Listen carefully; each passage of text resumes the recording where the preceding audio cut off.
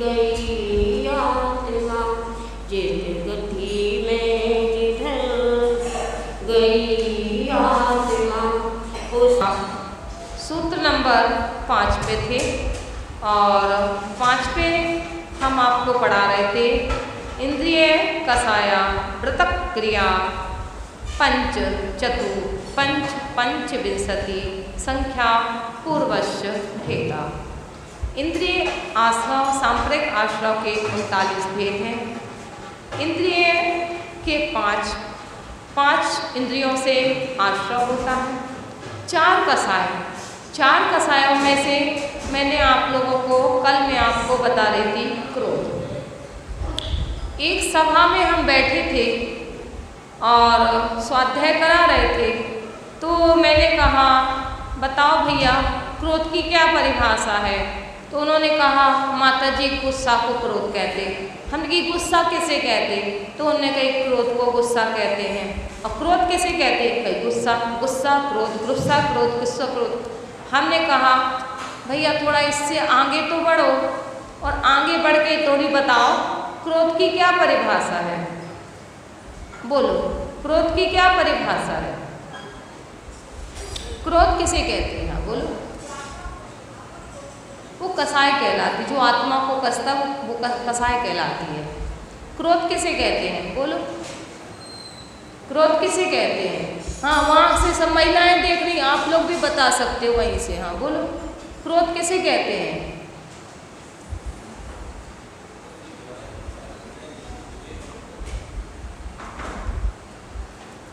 क्रोध किसे कहते हैं, क्रोध किसे कहते हैं, जल्दी बताओ। नहीं मालूम तो बोल दो कि नहीं पता।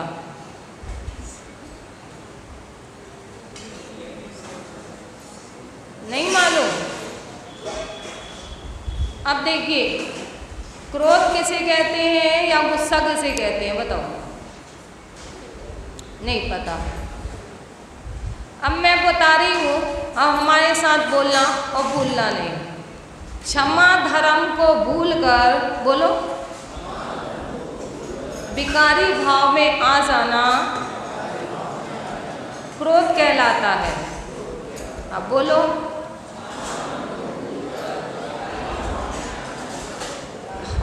ये क्रोध की परिभाषा।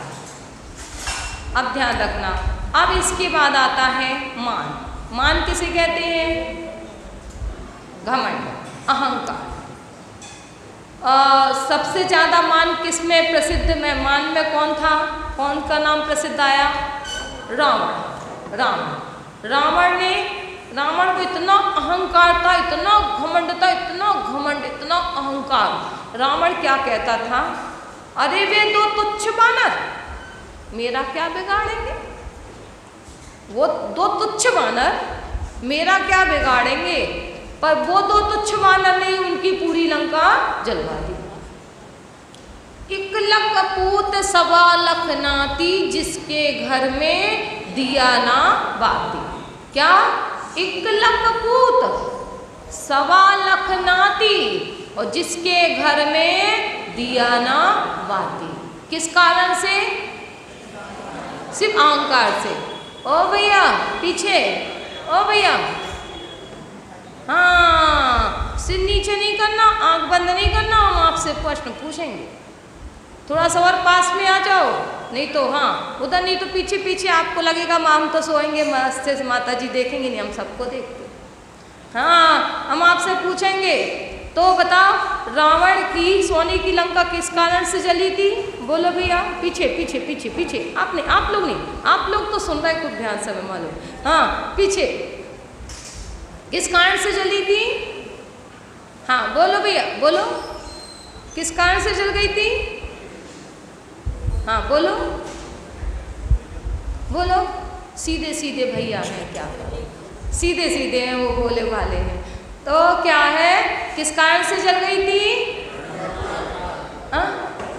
अहंकार के कारण। तो ये अहंकार जो होता है हमारे अंदर, ये क्या करता है, जैसे जो पेड़ होता है ना, अकड़ के खड़ा होता है, वो जल्दी टूट जाता है। और आपने देखा होगा जो नरम होता है, क्या नरम होती है, घास, कितनी नरम होती, कितनी मुलायम होती, उसे कोई नहीं तोड़ पाता। जो व्यक्ति जितना ज़्यादा झुकना जानता है वो दूसरों को झुका देता है। जितना नम्र रहता है, जितना विनयशील होता है, जितना सबके सामने झुक के बात करता है, वो सबको झुका देता है। पर जो जितना अकड़ता है, खूब अहंकार, अरे मैं हूँ तो कोई है ही नहीं, जो जितना अकड़ता, भैया अब जाना नहीं, बैठ जाओ, हाँ अच्छा दूसरे को जगह दे रहा है, हाँ ठीक है, तो क्या है, हाँ अब आप यहाँ से कोई उठना नहीं, मैं बैठा दूंगी, उठना नहीं। तो क्या 15-20 मिनट का, ज़्यादा नहीं है स्वाध्याय, 15-20 मिनट का है। तो इसलिए क्या बोलते हैं, कभी भी विनम्र होना चाहिए। किस किस के सामने, अपने माता पिता के सामने, अपने सास ससुर के सामने, इसके साथ जो अपने से गुणवान हैं, साधु संतों के सामने, भगवान के सामने, जिनवाणी के सामने, बहुत से लोग होते हैं जिनमें अच्छे अच्छे गुण होते हैं, उनके सामने। तो ये इन बहुत सी चीज़ों ऐसी होती हैं जहाँ पर अपन को झुकना ही पड़ता है। और सबसे बड़ी बात तो ये है, जहाँ हमसे कोई गलती हो गई, अपने से कोई गलती हो गई, उस समय बिल्कुल झुक जाओ, विनम्र हो जाओ। गलती हो गई, लेकिन उस समय क्षमा, माफ़ी मांग लो। हो गई गलती, हो गई, पर झुकना सीखो। उस समय हो गई गलती, पर आप उस समय झुक जाओगे तो बहुत अच्छा होगा। गलती तो स्वीकार नहीं कर रहे, ऊपर से अकड़ रहे। गलती तो स्वीकार न करना, अकड़ना, ये हमें गिरा देगा।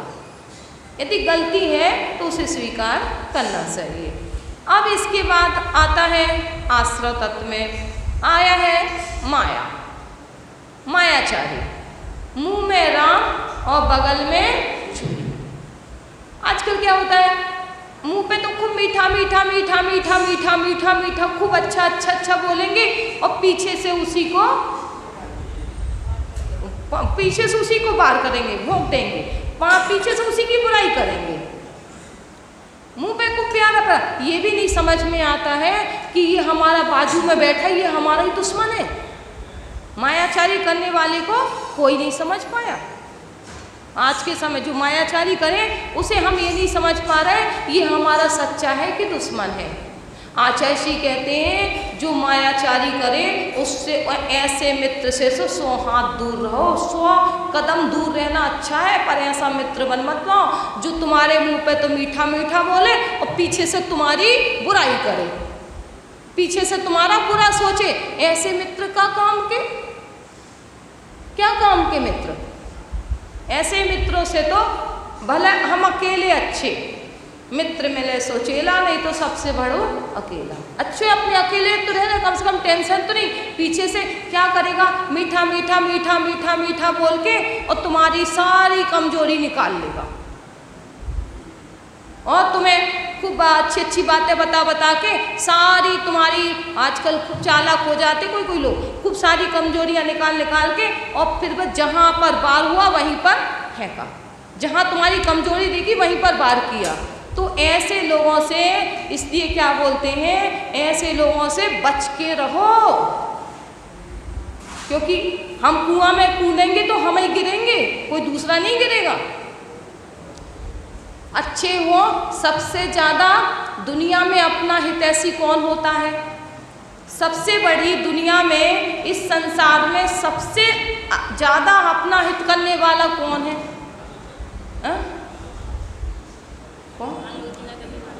नहीं, सबसे ज़्यादा ये बताओ, सबसे ज़्यादा इस पूरी दुनिया में यदि तुम्हारा कोई भला कर सकता है, तुम्हें अच्छी सलाह दे सकता निस्वार्थ, तो वो कौन है? माता पिता। देखो, सबसे पहले नंबर आता है माता पिता। माता पिता से बढ़कर दुनिया में बच्चे का अच्छा कोई नहीं सोच सकता। जितना भला माँ बाप करेंगे उतना कोई नहीं। दुनिया स्वार्थी हो जाएगी पर माँ बाप स्वार्थी नहीं होते। कभी माँ बाप, कभी किसी के माँ बाप स्वार्थी नहीं होते। इतनी सारी घटनाएं आती, कितने सारे कथन आते हैं। एक दर्द भरी कहानी मैं आपको सुना रही हूँ। एक माता पिता 4 बेटे को तो पाल लेते हैं, पर 4 बेटा मिलके एक माँ बाप को नहीं पाल पाते।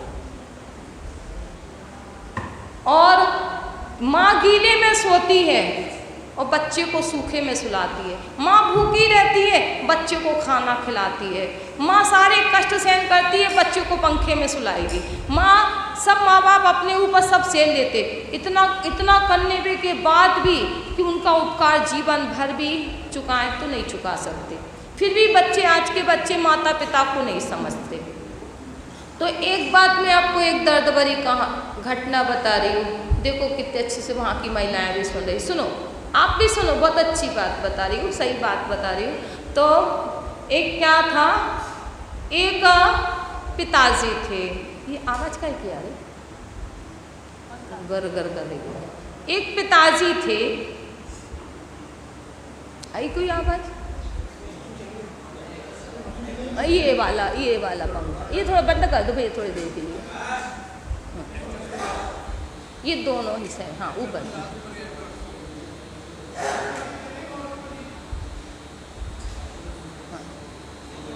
देखो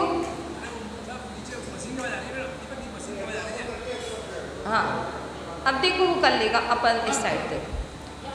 एक पिताजी थे और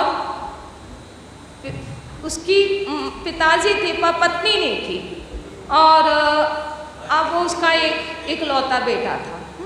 उसका एक लौता बेटा था, बड़ा हो गया और उस पापा ने बड़े धूमधाम से उस बेटा की शादी करी। और पापा को ये था कि घर में बहू आ गई, हमारा घर बस जाएगा, हमारे घर में सुख खुशियाँ आ जाएंगी। और पापा बड़े खुश थे, पापा ने ही पूरा पुरुषार्थ किया, उसके पापा ने ही सारा काम किया, उसी के पापा ने पूरी शादी करवाई, सब खर्चा पापा ही ने दिया। और पापा ने जो सोचा वो क्या हुआ, क्या से क्या हो गया।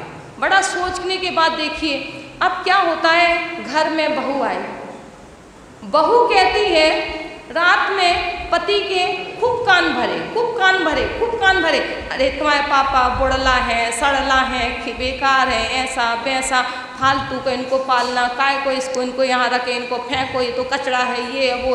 अब पति क्या हुआ, रोज रोज कान भरते जाए। अब पति तो पति है, अब लगातार कोई के कान भरोगे, रात दिन बुराई करोगे, थोड़ा थोड़ा असर होने लगता। वो अब लड़का को भी उसके असर होने लगा, वो धीरे धीरे वो भी कहने लगा। अब पत्नी ने कही तुमने यदि अपने बाप को इधर से कचरा समझ के बाहर नहीं फेंका ना, तो हम तुम्हें बाहर फेंक देंगे, तुम्हें कल से खाना नहीं देंगे। बड़ी तेज धमकी देने लगी, बड़ी दबाने लगी पति को।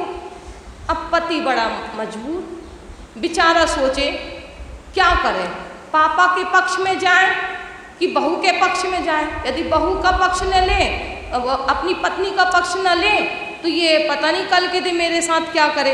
अब वो लड़का बड़ा सोच में पड़ गया। अब क्या होता है, आज उसकी पत्नी बहुत तेज लड़ी पापा के कारण, उनके कि आज मैं इस कचरा को, ये मेरे को बिल्कुल दवाई इसको निकाल के फेंको। जिस कमरे में ये रहता है वहाँ पर हम यदि किसी को किराए से देंगे तो 7,000 रुपया महीना मुझे मिलेगा, मेरा खाना बचेगा, और ये इसकी मेहनत करेंगे, हमारा फालतू का समय बर्बाद होगा। आज इसको किसी भी कीमत में, आज तुम्हें अपने पापा को निकाल के यहाँ से फेंकना है। आज उस पत्नी अड़ गई बिल्कुल। अब वह अड़ गई। अब बेटा क्या कहे, गया पापा के पास, बोले पापा जी बोले हाँ बोलो बेटा क्या बात है। तो बोले कि पापा क्या है। अब बेटा मुँह से तो ना कह सके, पर ये कहने लगा पापा एक काम करो, वहाँ पर एक ना साइकिल की दुकान पे नौकरी है, वहाँ आप उस गांव में जाके नौकरी कर लो और वहाँ कुछ पैसा मिलेगा। तो पापा कहने लगे बेटा को तो चाहते हैं, बेटा की बात मानते, ठीक है बेटा तू जैसा बोले मैं वैसा कर लेता हूँ। और इस तरीके से पापा चले गए और वहाँ साइकिल की दुकान में एक सर्विस करने लगे। अब पैसा मिलने लगा, उसके पिताजी बनाने लगे, खाने लगे, सब करने लगे। अब करते करते पापा तो पापा ही हैं, पिताजी तो पिताजी हैं। अब एक दिन पुनः लौट के लड़का बहू के घर आए और ठक ठक ठक ठक दरवाजे पे जैसे ठक ठकाया, और उसके पहले देखा तो बहू बहुत बुराई कर, उसकी बहू बहुत बुराई कर रही थी। अच्छा हुआ चला गया, मट जाए मिट जाए मर जाए, अब ना आए वो बुढ़ला, अब तो चला गया। बहुत ही बुराई कर रही थी, बहुत ज़्यादा बुराई कर रही थी। और लड़का भी उसमें हाँ में हाँ कर रहा था, लड़का भी बदल गया था। और पापा उसके पिताजी एक एक बात पूरी कान लगा के पूरी बातें सुन रहे थे, ये भयंकर बुराई कर रहे हैं। और उसके बाद भी उनके पापा करते हैं ठक ठक ठक ठक ठक ठक। अब बेटा ने दरवाज़ा खोला। अब देखिए एक पिताजी की आवाज़, एक पापा की आवाज़ एक बेटा के लिए। पिताजी क्या बोले, उसके पापा क्या बोले, बेटा मैं मानता हूँ, बेटा मैं मानता हूँ तू मेरे बिना रह सकता है, मैं मानता हूँ तू मेरे बिना रह सकता है, पर बेटा मैं तुम्हारे बिना नहीं रह सकता। बेटा मैं तुम्हारे बिना नहीं रह सकता, मैं क्या करूँ, मैं क्या करूँ, मैं तुम्हारे बिना नहीं रह सकता, मुझे तुमसे प्रेम है, मैं क्या करूँ। उसकी आंखों में आंसू, बेटा के पैरों में गिर गया।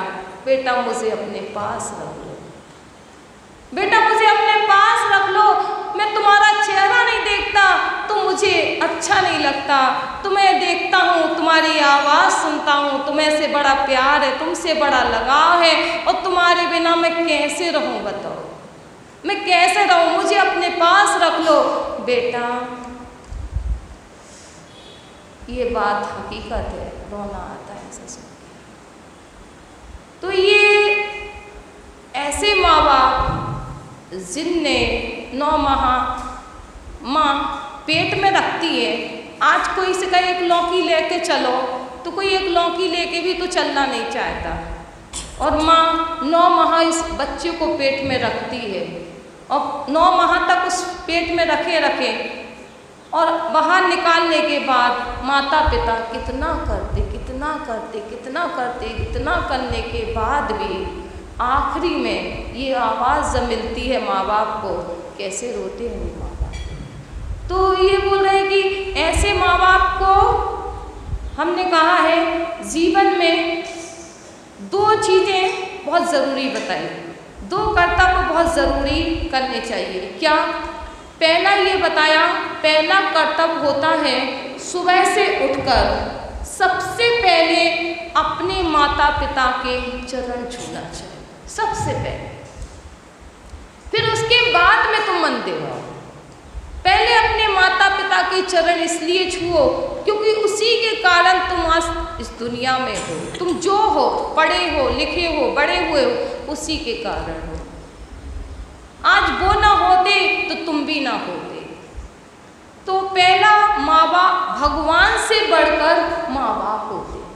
हम मंदिर तो आ गए पूजा करने के लिए, लेकिन माता पिता के पैर पड़ के नहीं आए तो भगवान भी क्या कहेंगे, अरे कैसा निकम्मा, जो अपने उपकारी का उपकार नहीं मान रहा है वो क्या मेरी पूजा करेगा, क्या मेरी पूजा का फल पाएगा। अपने उपकारी का उपकार तो मानो कि उसने हमारे लिए उपकार किया। और माता पिता, सास ससुर का भी कोई उपकार होता है। सास ससुर भी अपने बेटे को बड़ा करते हैं और लड़की को दे देते हैं जीवन भर के लिए, और बताइए उनका भी बड़ा उपकार होता है सास ससुर का। आधी जिंदगी माँ बाप निकालते हैं तो आधी जिंदगी सास ससुर निकालते हैं, उनका भी बड़ा उपकार है। फिर इसके बाद आते हैं गुरु और भगवान। पहले सबसे पहले आते हैं माता पिता, क्योंकि जिनके इतने उपकारों को हम जिंदगी के अंत तक भी चुकाना चाहें तो नहीं चुका सकते। एक बाप अपने बच्चे को गोदी में मंदिर लेके आता है, मंदिर गोदी में लेके आता है। जब बाप बूढ़ा हो जाता है तो बेटा उठा के क्यों नहीं लाता मंदिर, क्यों नहीं लाता? जब तुम्हें लेके आए तो तुम भी अब बुढ़ापे में लेके आओ ना। जब एक पिताजी अपने बच्चे की उंगली पकड़ पकड़ के मंदिर में लेके आते, लो चावल चढ़ाओ, चावल चढ़ाओ, चावल चढ़ाओ। लेकिन जब पिताजी बूढ़े हो जाते हैं तो लड़का क्यों नहीं हाथ पकड़ के लाता कि लो पापा चावल चढ़ाओ, पापा चावल चढ़ाओ। उनने भी तो तुम्हारा किया। बुढ़ापे में तुम्हारे जब माँ कपड़े धो सकती है तो तुम बुढ़ापे में उसके कपड़े क्यों नहीं धो सकते? जब माँ बाप ने जब तुम्हें बचपन से मुंह में खाना खिलाया तो बुढ़ापे में तुम क्यों नहीं खिलाते? तुमने अपना करवाया और तुम भूल गए। कितना बेकार जीव है जो अपना तो करवा ले और करने का मौका आया नट गए।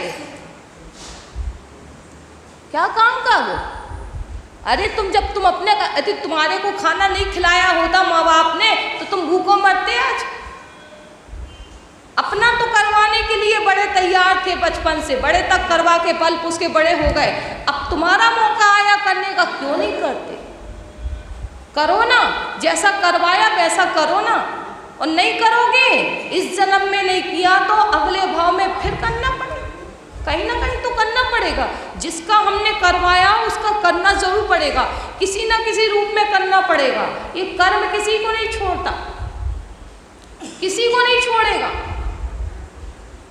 बिल्कुल एक ऐसी बिल्कुल हकीकत घटना है, जिसका किया है, जिसका लिया है, जिसका जो किया है, यहाँ पर भगवान के पास कर्मों के आगे जिसका जैसा उसको वैसा देना पड़ता है, करना पड़ता है। इसीलिए यदि आपने माँ बाप से अपना करवाया है तो माँ बाप का इस जन्म में चुका तो नहीं पाओगे, लेकिन जितना हो सके तो बुढ़ापे में कर करके उनका खूब काम करके उनकी खूब सेवा कर करके और जितना हो सके उतना तो चुका ही दो, जितना हो सके उतना तो चुका दो।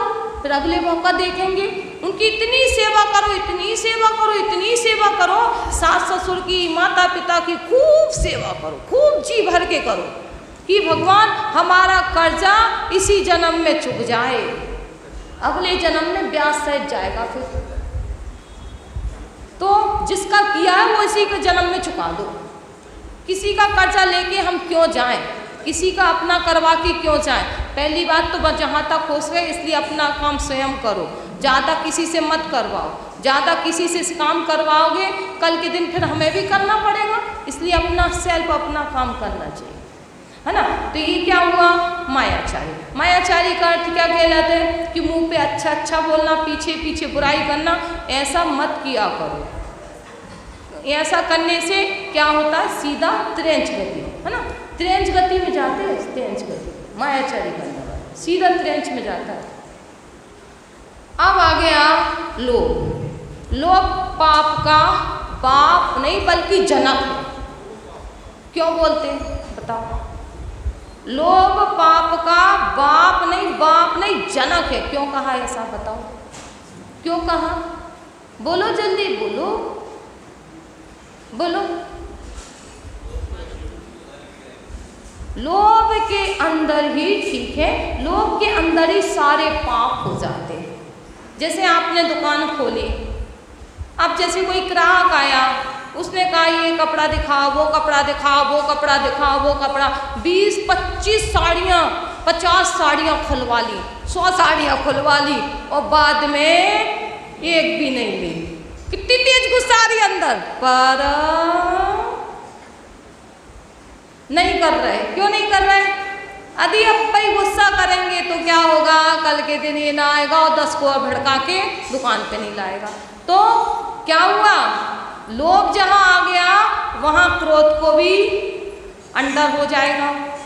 अब मान आया, लोभ जहाँ आया कि भैया कोई जैसी दुकान पाया, छोटा सा बच्चा, उससे भी कहेंगे आओ दद्दा बैठो, कोई माल तो ले ले, कुछ तो ले ले, तो बोलेंगे आओ दद्दा बैठो, मान देना पड़ता। हाँ, अब इसके बाद मायाचारी, लोभ आ गया सो मायाचारी भी आ गई। अब वो कपड़ा दिखाया, यहाँ की है, वहाँ की है, ये है, वो है, ये है, वो सामान के लिए बढ़ चढ़ के बताए जा रहे। तो ये क्या हो गई?